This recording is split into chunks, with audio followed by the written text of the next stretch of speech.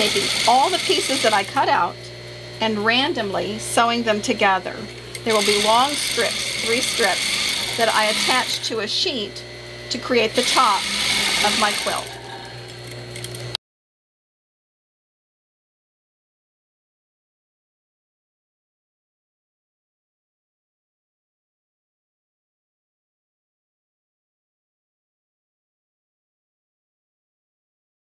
Right now I'm going to mark it. My spaces are going to be, my 3 strips are going to be 22 inches wide. And so instead of, because I've got this great line and I have to look for the middle anyway, what I'm going to do is I'm going to mark this at 11 inches, half of 22. But if you're doing a queen size or king size bed, then you'll be using a larger sheet. I'm just doing a twin for small bed. Flip it over, and I'll do the same thing. That will give me the strips I need, or the markings I need for the to attach the strips. And this is like going to be the quickest quilt you've ever done. You could use shirts, old skirts. You can use, you know, old blankets. You know, anything you could think of. If you went to the thrift store and instead of spending money on fabric, if you don't have scraps, then you could do that. Now I'm marking the 22 inches that I need across from top to bottom. So I'll be able to lie my strip on there. You can see under here I used blue tape, so when I was cutting my pieces, because they're random lengths, cutting my pieces, I used the edge of my table and the blue tape at 23 inches, so I'd be able to lay it out and easily cut the pieces of fabric to add to the strips that make the quilt.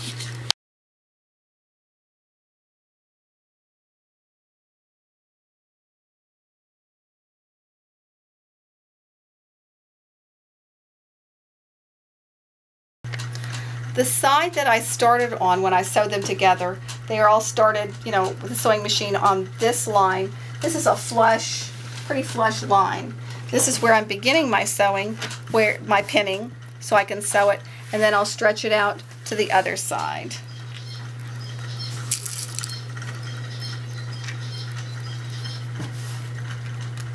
I've trimmed out the whole edge to make it easier to sew so I can have a really good guideline.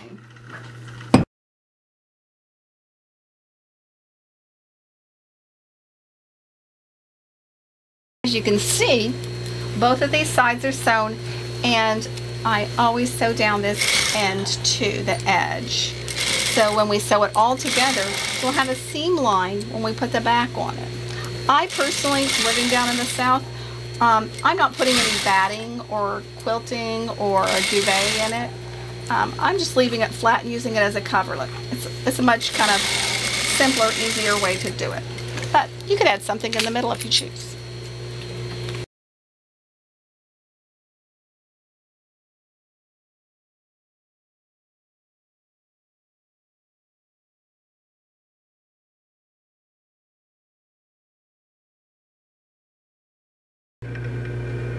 I'm lying the top piece, the next strip, it's going to be the outside strip, on top of this. I can see, and you could pin as you go if you choose. I'm just going to go ahead and make my seam.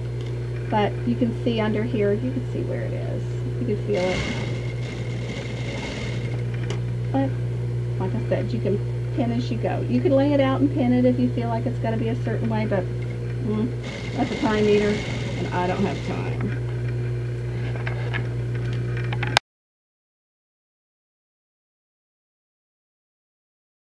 After I've sewn the 2 strips to the center strip, then we lay it out.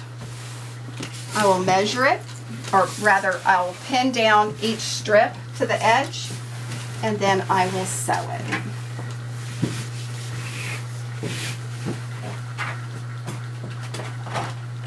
I always start pinning from the middle and work my way out. Just nearly every project I do, that's how I manage it.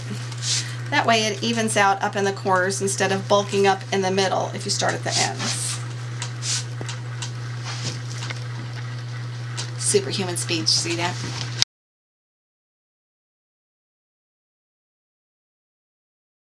I've laid down the sheet, stretched it out, and I'm lying out the quilt inside out onto the sheet.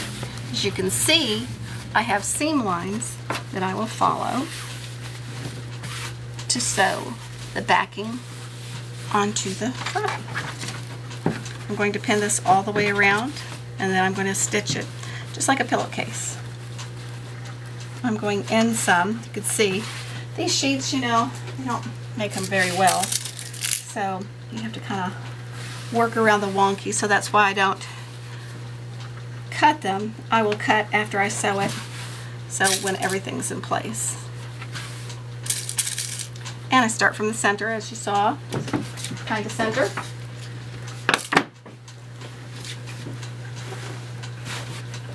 Lay it all out, stretch it out, and pin.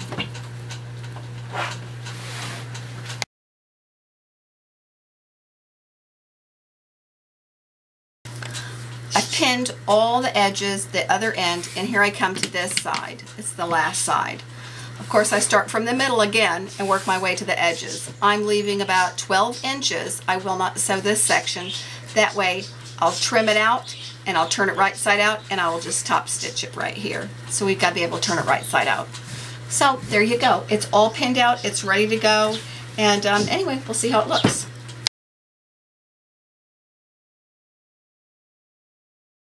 I'm going to trim out all the edges now that it's sewn together. It's super easy. Miter the corner a little bit. And here we go, all the way around. And then we'll turn it right side out.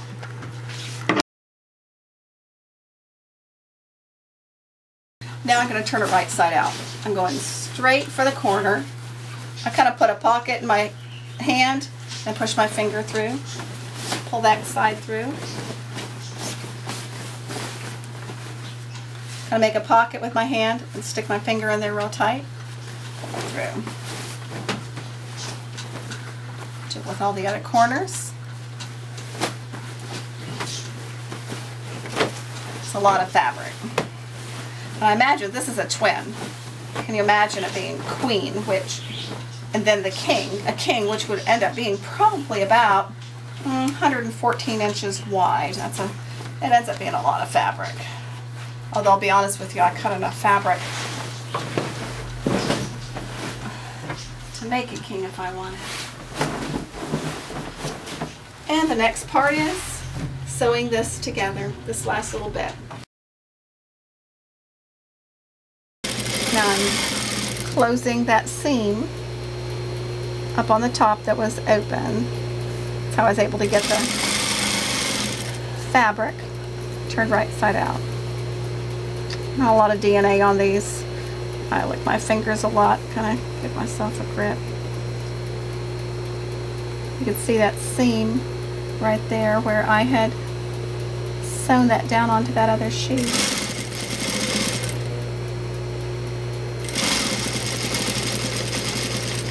And that baby's done.